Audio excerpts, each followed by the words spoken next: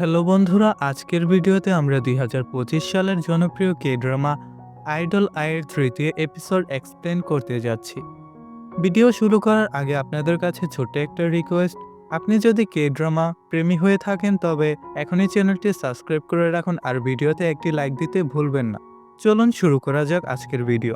Episode 3-এর শুরুতে রাতে সেনা এবং চুংজাকে দেখে যারা রায়ের সাথে দেখা করার জন্য আসে, কিন্তু সিকিউরিটি গার্ড বলে যে সে তো এখানে আসেইনি। চুংজে সেনাকে বলে যে যদি সে পালিয়ে গিয়ে থাকে তবে কি হবে। তখনই সেনার কাছে একটি কল আসে যা পুলিশ স্টেশন থেকে ছিল।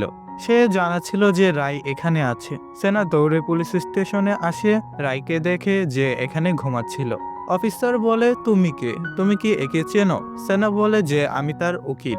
অফিসার বলে যে আমরা একে বললাম নিজের ঘরে চলে যাও, কিন্তু এ যেতে মানা করে দিল। পরের দৃশ্যে রায়কে চুংজের পিঠে দেখা যায়। চুংজে সেনাকে বলে যে একে নিজের ঘরে কেন নিয়ে যাচ্ছ, আমরা একে এর ঘরে ছেড়ে দিতে পারি। কিন্তু সেনা বলে যে তুমি কি শোনোনি, সে ঘরে যাওয়ার জন্য মানা করে দিয়েছে। চুংজে বলে ঠিক আছে, একে কোনো হোটেলে ছেড়ে দাও। কিন্তু সেনা এমনটা চায় না। চুংজে একে নিয়ে ঘরে আসে এবং বলে যে সে কি সত্যি কোনো আইডল, এত ভারী কেন। সেনার বিছানায় তাকে শোয়াচ্ছিল এবং বলে যে আমি একে নিজের ঘরে নিয়ে যেতে পারি, কিন্তু সেনা মানা করে দেয়। বাইরে এসে একে বলে যে আমার মনে হয় তুমি এসব নিজের ফিলিংসের কারণে করছো, কিন্তু সেনা মানা করে এবং বলে যে আমি শুধু একজন লয়ার। চুংজে সেনাকে বলে তোমার ভয় লাগবে না, তুমি একা এর সাথে থাকবে।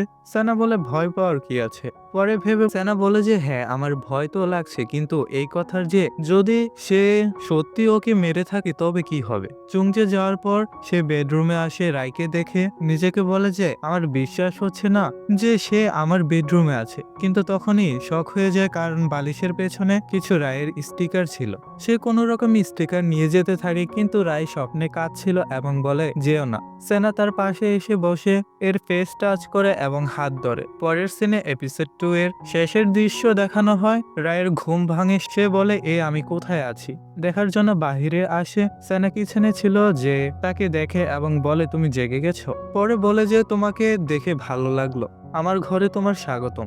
চাকু দেখায়, রায় ভয় পেয়ে যায়, পেছনে যেতে থাকে। সেনা চাকু নিয়ে পাশে আসে, জানায় যে রাতে কি হয়েছিল, কিভাবে তুমি নেশায় ছিলে, পড়ে গিয়েছিলে। পুলিশ স্টেশনে আনা হলো, আমি তোমাকে তোমার ঘরে নিয়ে যাচ্ছিলাম, কিন্তু তোমার পাস কি জানা ছিল না। রায় ভয় পেয়ে পালাতে থাকে। সেনা তাকে থামায় এবং একটি লেটার দেখিয়ে বলে এটা প্রসিকিউটরের পক্ষ থেকে, যদি তুমি আবার পালাও তবে তোমার বিরুদ্ধে ওয়ারেন্ট জারি হতে পারে। কিন্তু সে কথা সিরিয়াসলি নেয় না এবং এখান থেকে পালিয়ে যায়। রাস্তায় চুংজের সাথে দেখা হয়, সে জিজ্ঞাসা করে তুমি কোথায় যাচ্ছ, কিন্তু সে কিছু বলে না। চুংজে সেনার কাছে আসে এবং বলে তুমি ওকে কেন যেতে দিলে। পরের সিনে ভঙ্গনকে দেখি, সাথে ডিটেকটিভ থাকে যে গত এপিসোডে রায়ের স্টেটমেন্ট নিয়েছিল। এর নাম নামসিক। তারা ফরেন্সিকের কাছে এসেছিল, যারা এদের জানায় যে আমার মনে হয় যে চাকু মেরেছে সে কোনো জানাশোনা হওয়া উচিত, চাকু প্রফেশনাল ভাবে মারা হয়েছে। নামসিক বলে এমন হতে পারে যে সামনের জন নেশায় ছিল আর চাকু মেরে দিল, কিন্তু ডাক্তার মানা করে দেয়। বাহিরে এসে নামসিক বঙ্গনকে বলছিল যে আমার মনে হয় এই কাজ রায় করেছে। বঙ্গন বলে যে আমি জানতে পারলাম সেখানে কোনো হাতিয়ার ছিল না, আর না ইয়ংসং এর ফোন ছিল, ওইসব কোথায় চলে গেল। কিন্তু নামসিক বলে আমি জানি না। বঙ্গন বলে যে যাই হয়ে যাক তুমি কোনো এভিডেন্স খোঁজো যা এটা প্রুভ করে যে রায় এই কেসের সাথে জড়িত। আমরা পরে ওকে ফোর্সলি কনফেস করিয়ে নেব যে সে ইউনসংকে মেরেছে। পরের সিনে সেনাকে দেখি যে রায়ের ম্যানেজার হাঙ্কুর সাথে দেখা করতে আসে। বাহিরে পাবলিক দেখে যারা প্রোটেস্ট করছিল এবং রায়কে সাজা দেওয়ার জন্য বলছিল।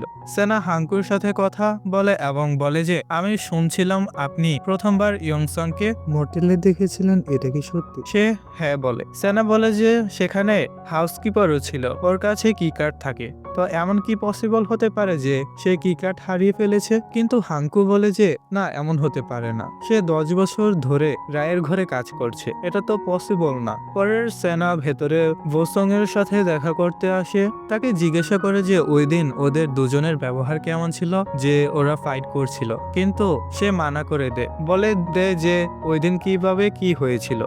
সেনা বলে যে আপনি রায় কন্ট্রাক্ট ক্যান্সেল করে দিয়েছেন, কিন্তু বসং মানা করে এবং বলে যে আমরা কেবল এই কথা ছড়িয়েছি, একে ক্যান্সেল করিনি কারণ শেয়ার হোল্ডাররা আমাদের থেকে কিছু করাতে চাইছিল। পাবলিকও বলছিল কোম্পানি কিছু করছে না, তাই আমরা কেবল এই নিউজ বাইরে আসতে দিয়েছি, আমরা সত্যি এমন করিনি। তখনই গোল্ড বয়েস এর মেম্বাররা এখানে আসে। সেনা মনে মনে অনেক হ্যাপি হয়, কারণ তাদের এই প্রথম তার চোখের সামনে দেখছিল। সেনা তাদের জিজ্ঞাসা করে যে ওই দিন কি হয়েছিল, কোনো কি ফাইট হয়েছিল, কারণ আমি নিউজে দেখেছিলাম। যেই খেপে যায় এবং বলে যে আমরা কোনো ফাইট করিনি, এমনিতেও আমি জানি তুমি কে, আমি তোমার ব্যাপারে অনেক কিছুই শুনেছি, তুমি কিভাবে খারাপ লোকদের হেল্প করো, কিন্তু তুমি এবার রায়ের হেল্প করতে পারবে না, কারণ সে সত্যিই ইয়ংসাংকে মেরেছে, সে একজন খুনি। গাড়িতে যাওয়ার সময় সেনা নিজেকে বলে যে রায়ের কথায় কেউ বিশ্বাস করছে না, সে একা হয়ে গেল।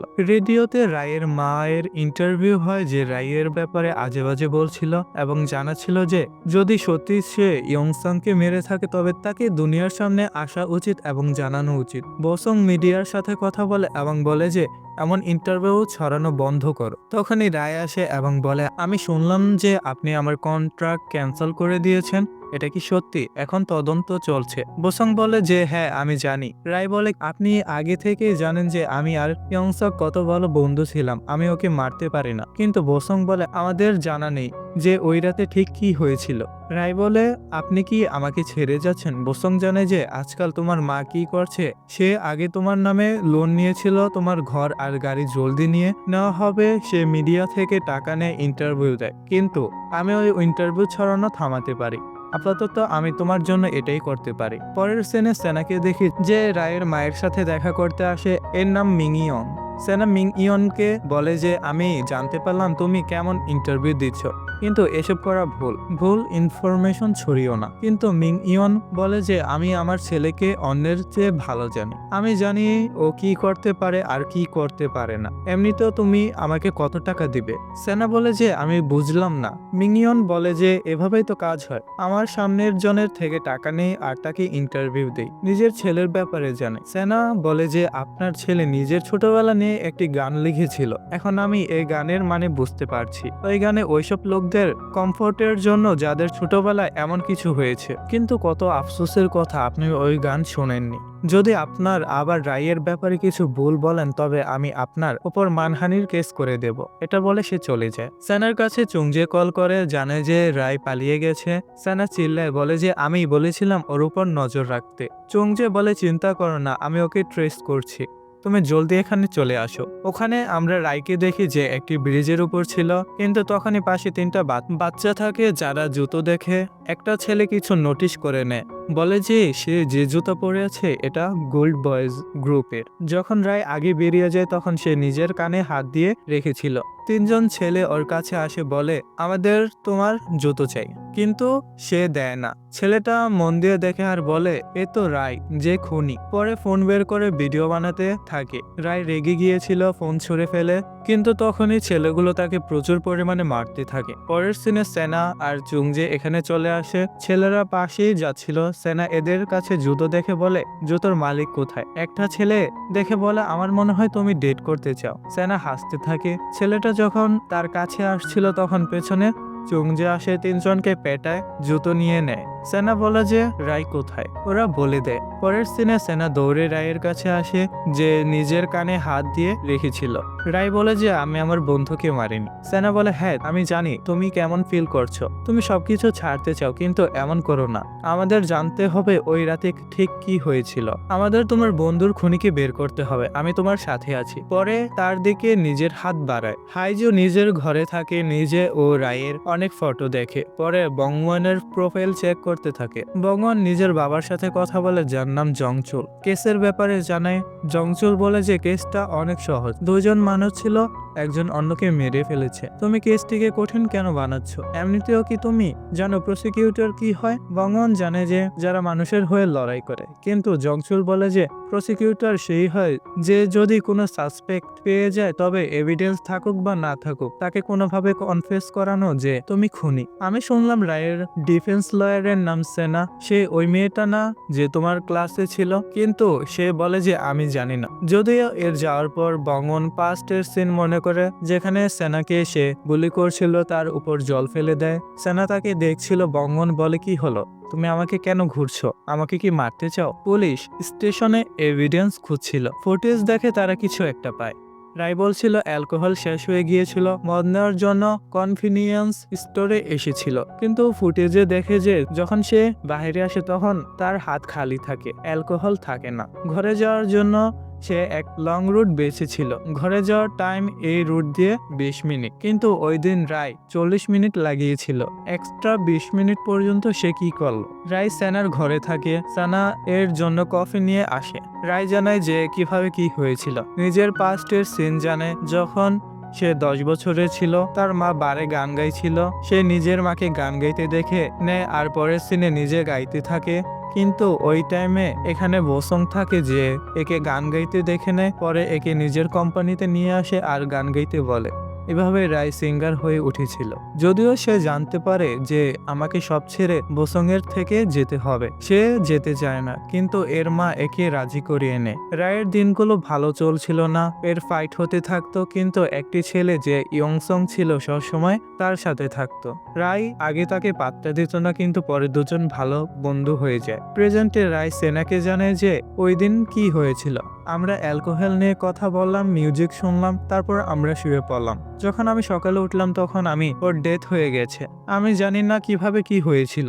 সেনা ওই সিন মনে করে যে যখন আমি কোম্পানিতে জিজ্ঞাসাবাদ করতে গিয়েছিলাম তখন জেহি আমার উপর চিল্লাচ্ছিল। একটা ভিডিও তাকে দেখালো আর বলল, দেখো নাও, এখানে ইয়ংসাক আর সাথে রায় ফাইট করছে। সে এই ভিডিও তাকে দেখিয়ে বলে যে এসব কি, তুমি কি সত্যি ফাইট করেছিলে? রায় জিজ্ঞাসা করে যে এই ভিডিও তুমি কোথা থেকে পেলে? সেনা বলে যে এই কথা ম্যাটার করে না, কি সত্যি ফাইট করেছিলে? কিন্তু সে সাফ মানা করে দেয়, এমনিতেও আমাকে এখানে থাকতে হবে, আমার ঘর জলদি সিজ করে দেওয়া হবে, আমি কোনো মোটেলে যেতে পারি না, সেখানে লোক আমাকে দেখে নিতে পারে আর চিল্লাতে পারে। এমনিতেও তুমি বলেছিলে যে যতক্ষণ এসব ঠিক না হয় আমি তোমার সাথে থাকবো। এটা শুনে সেনা অবাক হয়ে যায়। বঙ্গন সেনার প্রোফাইল দেখছিল, নিজের কলিগকে বলে রায়কে এখানে আসার জন্য বলো, যদি সে না আসে তবে তার বিরুদ্ধে ওয়ারেন্ট জারি করে দাও। তখনই তার সাথে দেখা করার জন্য প্রসিকিউটর কিম আসে, তাকে বাইরে নিয়ে আসে এবং জানায় যে আমার ভাবি আপনার সাথে দেখা করতে চায়, কিন্তু সে দেখা করতে মানা করে দেয়। তখনই তার ভাবি চলে আসে, যে আর কেউ না, সে হাইজু। পরের সিনে হাইজু এর সাথে কথা বলে, আগে ডেটিং এর ব্যাপারে কথা বলতে থাকে, কিন্তু আবার কেসের ব্যাপারে কথা বলতে থাকে। বঙ্গন বলছিল যে আমি কেসের কথা বলতে পারি না, আমি চাই না কোনো জবাবদিহিতা লিক হয়ে যাক। হাইজু বলে যে আমার মনে হয় না যে রায় কাউকে মেরেছে, তুমি এখন ওয়ারেন্টও পাওনি। কিন্তু বঙ্গন বলে যে আমি জানি সে কি করেছে, সে সত্যি একজন খুনি আর আমি তা প্রুফ করে দেখাবো। বঙ্গনের ফোন বারবার বাজছিল। হাইজু বলে আগে কথা বলে নাও। সে কথা বলার জন্য রেস্টরুমে আসে।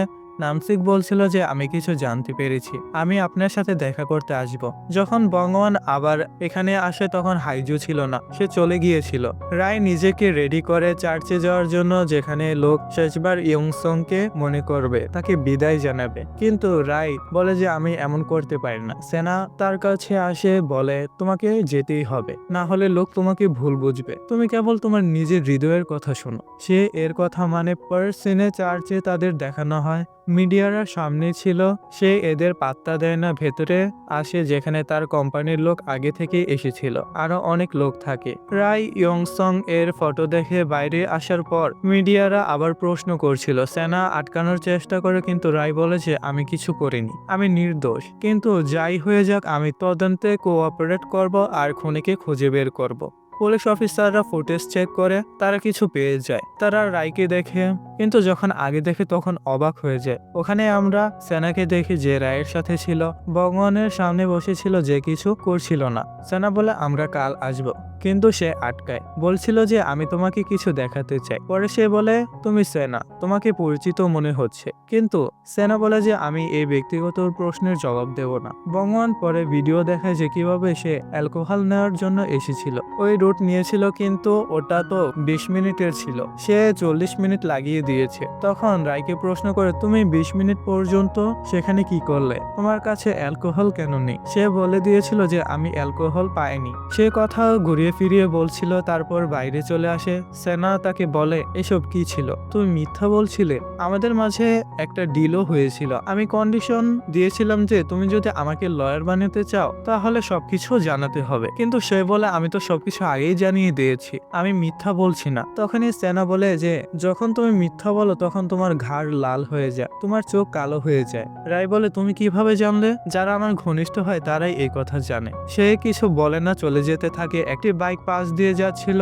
রায় তাকে নিজের দিকে টেনে নেয়। নামসিককে দেখি যে দৌড়ে বঙ্গনের কাছে আসে আর বলে যে এখন জিজ্ঞাসাবাদ সম্পূর্ণ হয়েছে, আমি আপনাকে কিছু দেখাতে চাই। একটা ভিডিও দেখায় যেখানে রায় পায়ে হেঁটে যাচ্ছিল, কিন্তু তখনই গাড়ি চলে আসে, একদম তার কাছে এসে দাঁড়ায় গাড়িটি। নামসিক বলে, আমার মনে হয় যে তাকে মারতে চায়। গাড়ি থেকে একটা মেয়ে বাইরে আসে যে হাইজো ছিল। শেষের সিনে দেখি রাই সিনার সাথে ছিল, কিন্তু তখনই এখানে হাইজো আসে আর তার নাম ধরে ডাকে এবং তার কাছে এসে তাকে জড়িয়ে ধরে। সেনা দুজনকে দেখে চলে যাচ্ছিল আর এখানে এপিসোডটি শেষ হয়ে যায়। তো বন্ধুরা, এই ছিল আইডল আইয়ের এপিসোড 3 এর সম্পূর্ণ কাহিনী। 4 নম্বর এপিসোডে কি হতে চলেছে তা জানতে আমাদের পরবর্তী ভিডিওর জন্য চ্যানেলটি সাবস্ক্রাইব করে রাখুন। ভিডিওটি কেমন লেগেছে তা অবশ্যই কমেন্ট করে জানাতে ভুলবেন না। দেখা হচ্ছে পরবর্তী ভিডিওতে।